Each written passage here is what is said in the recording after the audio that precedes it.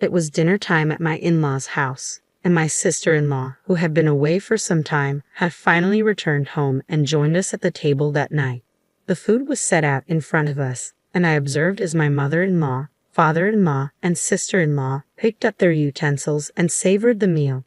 Then my sister-in-law stopped and fixed her gaze on me. "Aren't you going to eat anything?" she asked. Without hesitation, I replied, "No, I'm the wife. The leftovers will be sufficient for me. Isn't that correct, mother-in-law?" My sister-in-law was taken aback. Her mother seemed more concerned with the food than with what I was saying. Over time, my sister-in-law had come to view her mother with resentment. Let me introduce myself. My name is Kate. I'm a stay-at-home mom who juggles a part-time job, managing the house and raising my child. My husband is frequently away on business trips, leaving me to handle things alone. Of course, I can't complain. We're in love, and he earns enough money to keep the house in good condition. My main concern, however, has always been my mother-in-law, who lives within walking distance. She often calls me over for trivial matters. "The laundry's piled up, so come and wash it for me," she'd say. Or, "In the garden, grass has sprouted. In front of the station, there's a new cake shop." She constantly requests that I run errands for her. It's only natural to need help at times. I could forgive her if she did these things once in a while, but it has become multiple times a day. Honestly, it's been nothing more than a nuisance. I wouldn't mind assisting my mother-in-law if she had a health problem or some other reason that would prevent her from doing these things on her own. However, my mother-in-law is in perfect health, save for her obesity, but she hasn't reported her weight having an effect on her ability to function normally. At my in-laws' house, I am treated as though I am a maid. My father-in-law, unlike his wife, adores me. However, he is completely unaware of the way she treats me. My mother-in-law only calls me when he's out of the house. When I let my husband know about this, he claimed that he would talk to his mother about it. And he has. He's warned her time and time again. But she, on the other hand, would make a fuss about it. She promised that she would help me, but when I asked her to, she changed her mind. She'd say, instead of expressing regret, she would cry and claim that I hated her, painting herself as the real victim. After several times of going through the same thing, I felt awkward bothering my husband with it anymore. I knew that he was so hard at work, and I felt guilty asking him to help me repeatedly. Eventually, I stopped asking him. Perhaps this is what my mother-in-law wanted, but either way, I found myself in a place where I couldn't talk to anyone about what I was going through. I spent my days alone dealing with her. As of late, her demands on me had increased. One morning, I was made to clean up my in-law's garden. She instructed me to cut branches from the trees in the yard and gather them all up. It was exhausting work, especially as the sun climbed higher into the sky. I was sweating, but I couldn't stop to drink. By the time I was able to take a break, I went inside the house to find that it was past noon. My mother-in-law was laying on the sofa in the living room, completely relaxed, watching TV and eating chocolates. Her t-shirt was covered in wrappers. "I'm hungry. Make something for me from whatever's in the fridge," my mother-in-law ordered me, not taking her eyes off the television. I sighed as I walked into the kitchen and laid eyes on the mountain of dishes that had piled up in the sink. "You'd better get started. My friends are coming over tonight, and I want the whole place to be absolutely spotless." "There's no time to dither," she continued as she devoured more sweets. I asked her to assist me, even just a little, but she didn't care to respond. When she was uncomfortable with what I said, she would pretend as though I was not even there. Soon enough, I cleaned up the dishes and prepared fried rice for the both of us to eat. I set the table for the meal and placed both plates onto it. "Fried rice again? Can't you think of anything else?" she complained, but she began to eat her meal with gusto. I, too, was starving, but I was hoping that my husband had messaged me, so I checked my phone before eating. By the time I had put my phone back down, I was shocked to discover that the plate I had placed in front of me had vanished. My mother-in-law was devouring my meal. She had already finished her own. "That is my food, ma'am," I said aloud. By this point, however, my mother-in-law had already consumed more than half of it. "I'm still hungry. It's your fault that you only cooked a small amount of food. You're just the wife, after all. You'd think that you'd make more, considering you know the wife eats after the rest of the family's finished. But no. You don't even comprehend that," my mother-in-law retorted, quickly devouring the remaining fried rice without waiting for me to respond. There was nothing left. No rice, no vegetables, no meat, nothing at all. Now start cleaning up, my mother-in-law said. My friends will be here soon. With that, she got up and marched back to the sofa, opening a bag of chips with a loud tear, spilling pale yellow crumbs onto the rug beneath her. I vacuumed the floor silently, imagining the vacuum cleaner as my mother-in-law, sucking up every bit of food and every last ounce of my dignity into a cyclone until nothing was left behind. I tried my best to leave my hunger with water as I cleaned up, as I had been asked, but the thought was clear in my mind. I swore to myself that I would never help my mother-in-law again, no matter how much she would beg and plead. If she wanted a maid whom she could command not to eat, she could try and pay for one. As for me, I couldn't do it any longer. I would not return to help her. Or so I thought. Things changed dramatically soon after that day.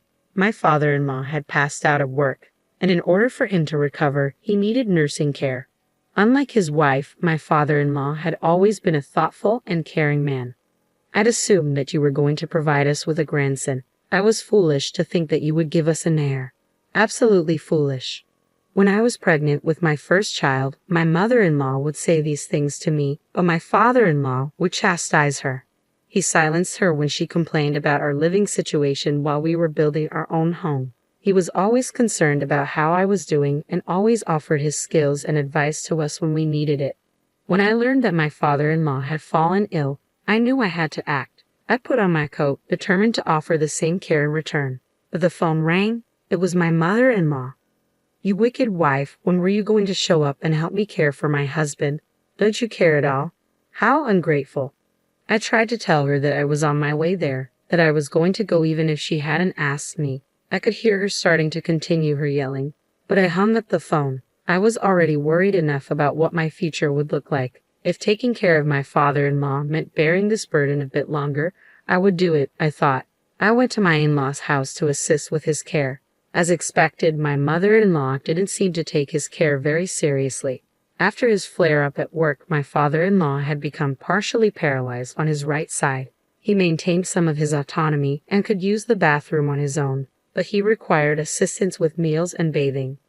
Since this meant he needed care throughout the day, I would drop my child off at daycare and go straight to my in-law's house. I made breakfast for my father-in-law, washed sheets and bedclothes as needed, and so on. Then I tidied the house and prepared lunch. It was difficult work, but knowing that it was for my father-in-law made it much easier. Even still, my mother-in-law would not resist. She insisted on criticizing everything that I was doing. She would make a fuss into my ear while I was preparing food for my father-in-law. This is something for sick people to eat. Can't you bother making something more regular? This food isn't for you. I'm making it for Dad, I told her. You're in good health, and you can make your own food. As I said previously, I'm only here for my father-in-law's benefit, and beyond that, I'm here because you will not take care of him. I believe that you're able to take care of yourself at the very least. How rude. Do I need to remind you that I have the right to leave this house whenever I want? I don't care what happens to him. That will all be your problem if I leave. Make me dinner. Her words bore into me, and mine swelled in my chest, but she was right. I couldn't risk forcing her to leave. Every care facility in the area was completely full. Even the wait lists were long. As things work, I couldn't be the sole carer for my father-in-law full-time either. Despite my resentment and desire to rebel against this woman, I had no choice but to submit and make food for her. She devoured it instantly. "Oh, I'm so full," she exclaimed. "Here are your leftovers to eat." My mother-in-law slowly laid down on the low sofa, leaving me to eat. My gaze moved to the pan inside, which held only a few pieces of cabbage and a handful of noodles. Not enough to feed an adult, not enough to feed a child. It was pitiful. But I didn't want to waste the food, so I ate it on a small plate, as though it would make the food appear larger. Of course, it was completely insufficient. I ended up eating a sandwich I had brought from home before I finished folding the laundry and made my way to my father-in-law. I noticed that his face was red, eyes wet with heavy tears. "I'm so sorry," my father-in-law said. He must have overheard what happened in the kitchen. I asked him to be sure, my poor father-in-law. He nodded his head yes, and the shame in his expression was too much to bear. "It's because I've become so ill," he said. "That's why she's treating you so poorly." No, I softly assured him. Please, you've been very good to me, treated me as though I were your own. I could never see you as a burden now, and you're not to blame for any of this." He nodded again in response, thanking me. I felt sorry for him when I saw him like that. That very night, I received a phone call from my husband's sister. I'd only met her a few times before. My sister-in-law lives with her husband in another state, and she and my mother-in-law don't get along well, so she doesn't visit very often. "I'm sorry, Kate, for all the trouble. I should go home to my parents' house right away so that I can be the one taking care of my father," she explained. It had appeared that she had heard about my father-in-law's condition, and that she called me once she discovered I was the one taking care of him. On the other end of the phone, she apologized profusely. I told her that I was merely doing what her father would have done for me, and that I hoped she didn't mind. However, my sister-in-law seemed concerned with something else. "My mother," she began. "You've had quite a rough time there today, haven't you, Kate?" My sister-in-law, like my father-in-law, is wise. She likely knows that my relationship with my mother-in-law has been strained since I've been spending more time taking care of him. I really do appreciate her concern, though it makes me wonder. My father-in-law, my sister-in-law, and my husband, they are all such kind people. Why is my mother-in-law so cruel? I couldn't help but become curious. "Yes, I'm fine for the time being, though." I let the conversation drift, but my sister-in-law seemed to sense the pain in my voice. After a few moments of silence, she said, "I'll be returning home at the end of the year. I'll let my parents know so you don't have to worry about it any longer, Kate." To be honest, I was exhausted. Housework, childcare, part-time work, and caring for my father-in-law every day. It was enough as it was, but also preparing food and cleaning for my mother-in-law, listening to her words full of hate and disappointment. I was feeling trapped. If something hadn't happened soon, I would have broken completely, so my sister-in-law's words were very reassuring to me. Until then, though, my mother-in-law remained the same. No, in fact, she was getting worse. As the end of the year approached, she would tell me to clean the kitchen exhaust fan, wash the screen door, and complete other bothersome tasks. She never took into consideration that I had my own house to tend to as well. It was like my life outside of her didn't exist.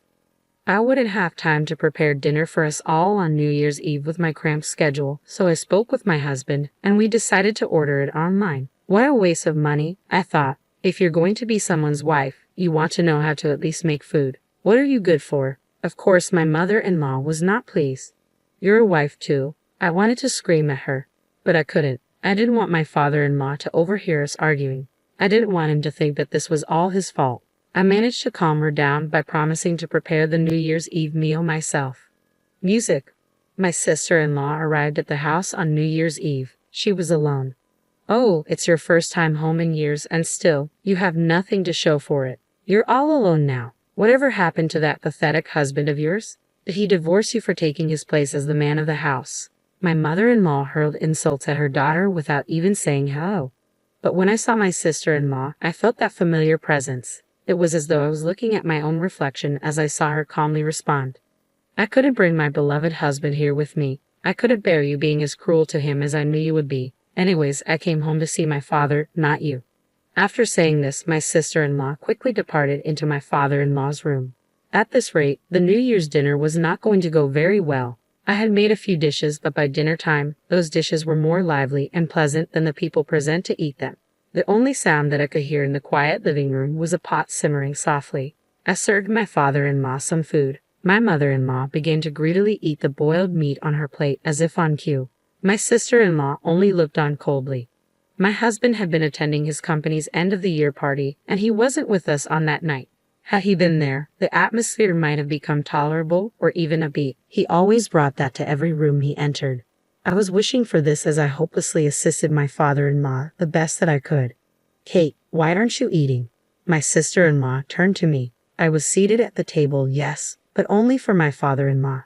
There were no plates or utensils available for me. She must have been perplexed, but this had been my life for some time now. I smiled through my pain and told her, "Don't worry, I am the wife after all. A wife must be content to have the leftovers once the family's finished." My mother-in-law nodded to my sorrowful words, my stomach aching. "Right you are," she said, her words muffled by the food that she was actively eating. She was preoccupied with the meat and was thoroughly uninterested in conversing with us. I was curious how she could act like this and still have no shame. Disgusted by her attitude, I made a sarcastic remark. Though you are a wife as well, why are you eating now? The family's not yet finished. Before my mother-in-law could react, I was surprised to see my sister-in-law stand. Mama will need to eat a lot of meat while she still can. She won't be able to eat such expensive food if she's kicked out of the house. My eyes widened. My sister-in-law presented a document, a single packet of papers that would change everything. They were divorce papers. My father-in-law appeared to be in on all of this as I watched the two of them make eye contact. At last, my mother-in-law's hands came to a halt.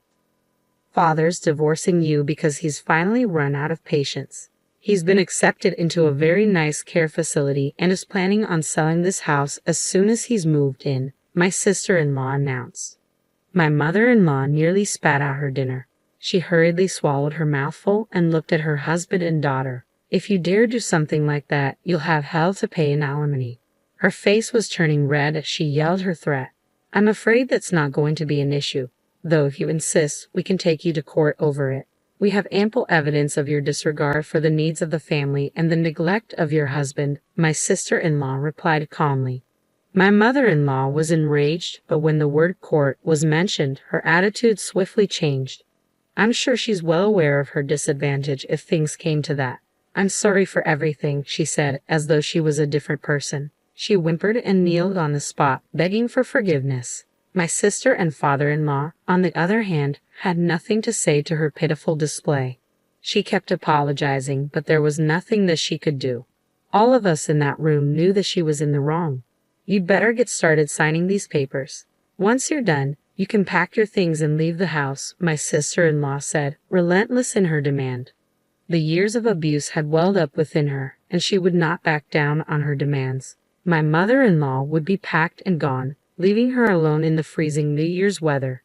It seemed that my mother-in-law was also abusing my father-in-law on a daily basis. She betrayed him, telling him that he was worthless and that she wished he would have just passed away instead of becoming such a burden. My father-in-law was very smart. He kept track of her daily outbursts and organized them with the help of my sister-in-law. The data that they had both accumulated was crucial in fighting their case in court. By the end, the claim was settled by offsetting it with a share of property, leaving my mother-in-law homeless. She currently lives in a rundown apartment and is working part-time to get by. She has become a different person in her struggle. She hasn't been able to afford many nice foods and has lost much of her weight, but she is even less healthy now than before. My father-in-law now spends his days living in a luxury nursing home run by a friend of my sister-in-law. They see to it that he is not only healthy every day but happy too. He's made friends with many of the other residents. I pay him visits at least once a week. Progress has been astonishing. Thanks to his rehabilitation, he's regained more movement in the right side of his body. He smiles more frequently, laughs more. It's wonderful. I have made a friend too. My sister-in-law and I have become close and we communicate often. We both want more than anything to keep supporting my father-in-law as best as we can. We will treasure the peace that has finally come to us.